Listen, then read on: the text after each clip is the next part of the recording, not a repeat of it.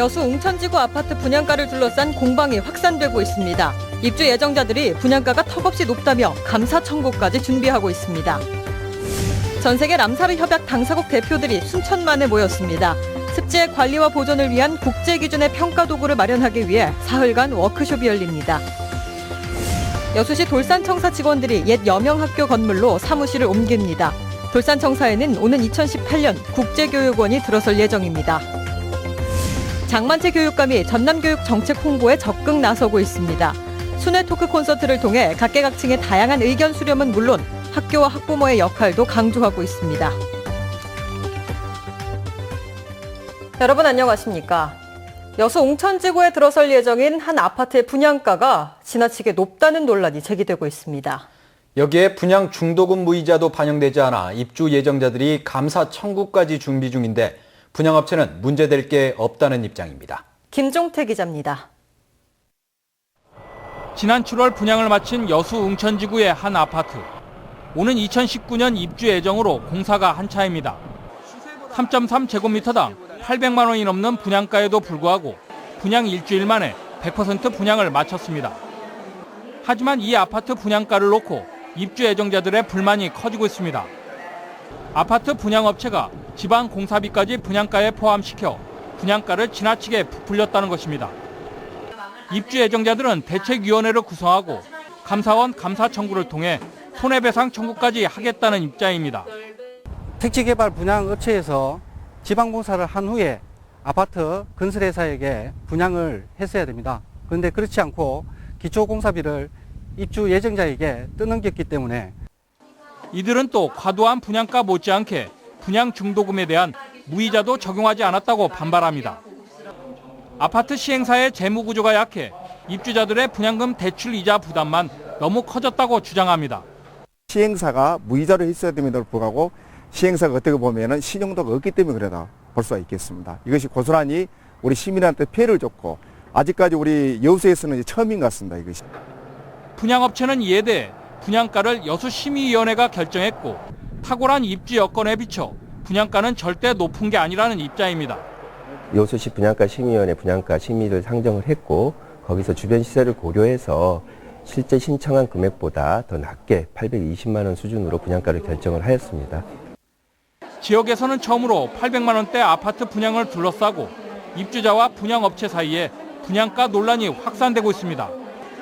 MBC 뉴스 김종태입니다. 여수시가 국제교육원 유치에 따라 돌산청사 직원 재배치 장소를 옛 여명학교로 결정했습니다.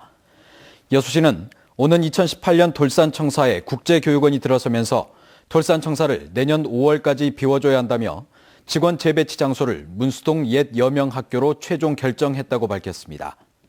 여수시는 시 기록물 관리에 문서 수장고가 필요하고 비용도 저렴해 옛 여명학교를 선정했다며 학교 건물을 3년간 무상 사용하기로 전라남도 교육청과 계약을 마쳤으며 10억 원의 예산을 들여 건물 리모델링을 할 계획이라고 설명했습니다.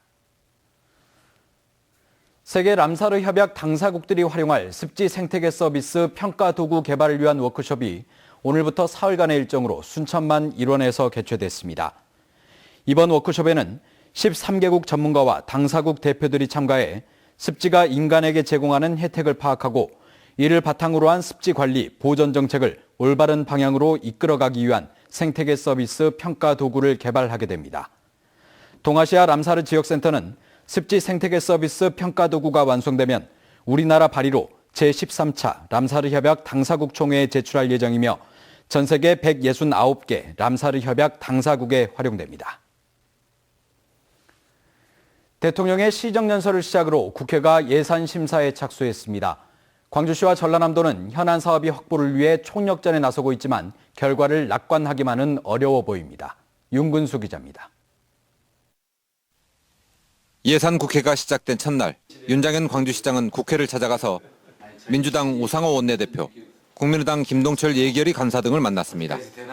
친환경차 클러스터 사업과 세계수영대회 등 내년 정부 예산안에서 빠진 현안 사업 예산을 국회에서 반영시켜달라고 요청했습니다. 20대 국회에서 만들어진 호남 3당 체제로 이처럼 기댈 수 있는 곳은 늘었고 3당 모두 적극적인 협력을 약속한 바도 있습니다. 각 당이 내년 대선을 앞두고 호남에 대한 애정을 증명해야 한다는 점 때문에 이번 예산 국회에 거는 기대도 있습니다. 하지만 정부가 이른바 쪽지 예산도 김영란법 위반이라며 지역 예산을 견제하는 분위기 속에서 국회의원 개개인의 활동폭은 좁아졌습니다. 정당 차원의 지원을 기대해야 하지만 대통령의 시정연설을 계기로 개헌 논란이 거세지면서 예산 논의가 뒷전으로 밀릴 가능성도 있습니다. 여기에 정부가 지출 구조조정을 이유로 국가사업으로 정해진 친환경차 사업마저 국비 지원을 줄이겠다고 나서고 있어서 예산 확보를 위한 길이 험난할 걸로 보입니다. MBC 뉴스 윤문수입니다. 장만채 전남도 교육감이 전남 교육정책에 대한 토크 콘서트를 열었습니다. 장 교육감은 오늘 전라남도 학생교육문화회관에서 교직원과 학부모 등 300여 명이 참석한 가운데 토크 콘서트를 열고 무지개 학교 확산과 작은 학교 경쟁력 강화 방안 등 전남의 교육정책에 대해 설명했습니다. 특히 이번 토크 콘서트를 통해 학부모와 학교의 역할을 제시하고 교육정책에 대한 다양한 의견을 수렴해 참석자들의 관심을 끌었습니다. 여수 교육지원청이 관내 무지개 학교 사업의 효율적인 추진을 위해 교원 역량 강화 프로그램을 실시했습니다. 여수 교육지원청은 최근 관내 초중교사 28명이 경기도 고양에서 열린 행복학교 박람회에 참석해 무지개 학교 정착을 위한 현안을 공유하고 다양한 수업 내실화 방안 등을 논의했다고 밝혔습니다. 무지개 학교는 체험활동과 진로교육 등이 접목된 혁신학교로 현재 여수는 도교육청과 무지개학교 교육지구 협약을 맺고 초등학교 13곳과 중학교 7곳 등에서 관련 사업을 추진하고 있습니다. 지역 건설 현장 노동자의 70~80%가 불법으로 고용된 외국인으로 채워지고 있습니다. 불법 재하도급으로 인건비를 줄이다 보니 내국인들이 일자리를 잃거나 안전관리도 부실해지는 원인이 되고 있습니다. 김진선 기자가 보도합니다. 목포 지역 건설 노동자들이 함께 일하는 외국인 노동자들을 세어봤습니다. 아파트 건설 현장 3곳에서 94명, 전체 노동자 190여 명의 절반가량입니다. 외국 인력을 정식으로 고용할 수 있도록 허가를 받은 목포 지역 사업장은 단 한 곳, 합법적인 외국인 노동자는 16명뿐입니다. 대부분이 불법으로 고용된 겁니다. 어장 현장은 한국 사람은 더 많아요. 말도 안 통하고 같이 일하기 힘들어라. 목포 등 서남권 9개 지역 건설 현장에서 고용 허가된 외국인 노동자는 200여 명. 실제로는 목포와 남학 7개 사업장에서만 180여 명의 외국인 노동자가 확인되는 등 무법천지가 된 지 오래입니다. 지역 노동자들은 업체들이 불법 재하도급을 통한 인건비 줄이기에만 급급하기 때문이라며 내국인 일자리는 물론 안전마저 위협받고 있다고 호소합니다.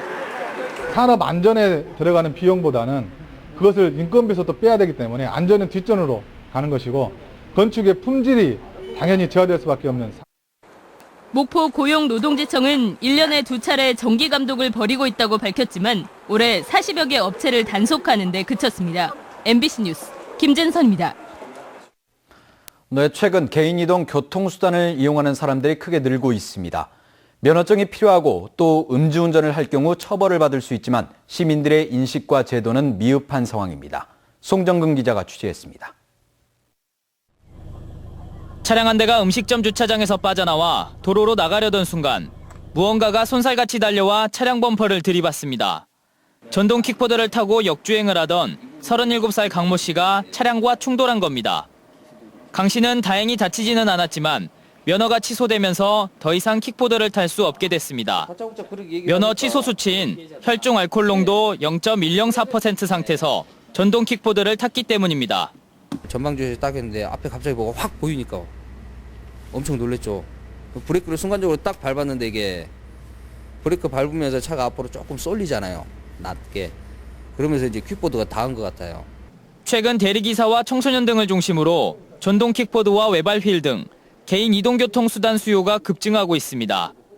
실제로 한 업체는 100대를 판매했던 1년 6개월 전에 비해 무려 80배나 판매량이 늘었습니다. 그런데 이 개인 이동 교통수단은 도로교통법상 전기모터 등으로 작동되는 원동기 장치 자전거로 분류돼 있어 오토바이와 똑같이 면허증이 필요합니다. 운전면허가 없는 성인이나 미성년자가 전동 킥보드를 탈 경우 모두 무면허 운전인 셈입니다. 자전거는 아니고 특히나 보행자에 준할 수는 없다. 한 이륜차 오토바이 정도의 개념으로 보고 운전을 하시면 경각심을 갖고 운전하시면 안전모를 쓰지 않고 킥보드를 타는 등 시민들의 인식이 부족할 뿐 아니라 관련 법과 제도 역시 미흡합니다. 인도와 자전거 도로 주행에 대한 규제 근거가 없고 관련 법률이 모호한 상태라 보험 상품도 없습니다. 어디로도 갈 수도 없지만 또 그렇다고 안 갈 수도 없는 상황이다 보니까 이렇게 무분별하게 갈 수밖에 없는 상황이고 어찌 보면 그냥 불법을 만드는 게 아닌가 싶네요. 빨리 이런 제도가 나와가지고 좀 개선이 됐으면 좋겠습니다. 개인의 이동과 레저 활동을 하려는 시민들의 수요가 급증하고 있는 만큼 관련 법령 정비가 시급해 보입니다. MBC 뉴스 송정근입니다. 유흥업소 업주들에게 협박과 업무 방해를 일삼아온 일당이 경찰에 무더기로 입건됐습니다. 광양경찰서는 자신들이 운영하는 미등록 직업 소개소를 통해 접객원 소개비를 받거나 지시에 따르지 않은 업소에서 행패를 부린 46살 김모 씨 등 15명을 협박 등의 혐의로 입건했습니다. 경찰 조사 결과 이들은 지난 2014년부터 지금까지 소개비 명목으로 모두 14억 원을 받아 챙겼으며 입건된 일당 중에는 조직폭력배도 포함돼 있었습니다. 만취 상태에서 운전을 하다 2명의 사상자를 낸 20대가 경찰에 구속됐습니다. 순천경찰서는 지난 1일 새벽 순천시 조례동의 한 건널목에서 자신이 운전하던 차량으로 남성 2명을 잇따라 들이받아 21살 최모 씨를 숨지게 하고 다른 한 명에겐 전치 6주의 부상을 입힌 혐의로 25살 이모 씨를 구속했습니다. 경찰 조사 결과 이 씨는 면허 취소 수치인 혈중 알코올 농도 0.145%에서 운전을 하다 사고를 낸 것으로 드러났습니다. 오늘 오전 11시쯤 여수시 돌산읍 월전안 인근에서 61살 황모 씨가 바다 위에 숨져 있는 것을 인근을 지나던 주민이 발견해 경찰에 신고했습니다. 해경은 황 씨가 선박을 점검하기 위해 바다에 나갔다 돌아오지 않았다는 가족들의 진술 등을 토대로 정확한 사망 경위를 조사하고 있습니다. 오늘 오후 1시 반쯤 순천시 황전면에 있는 한 마을 안길에서 74살 박모 씨가 운전하던 경운기가 옆으로 넘어지면서 박 씨가 경운기에 깔려 숨졌습니다. 경찰은 박 씨가 경사가 심한 내리막에서 경운기를 운전하다 사고가 난 것으로 보고 정확한 경위를 조사하고 있습니다.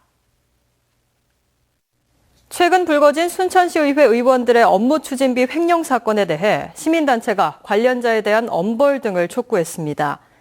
순천행위적 모니터연대는 오늘 논평을 내고 검찰은 이번 사건을 철저하게 수사해 관련자를 엄벌해야 한다고 주장한 데 이어 순천시의회는 공개 사과, 재발 방지 대책 마련 등 책임 있는 모습을 보여야 한다고 강조했습니다. 한편 지난 21일 경찰은 속칭 카드깡을 통해 업무 추진비를 횡령한 혐의 등으로 순천시 의원 6명을 검찰에 송치한 바 있습니다. 다음 달 각종 광고 경기가 이번 달과 비슷한 수준이 될 것이라는 전망이 나왔습니다.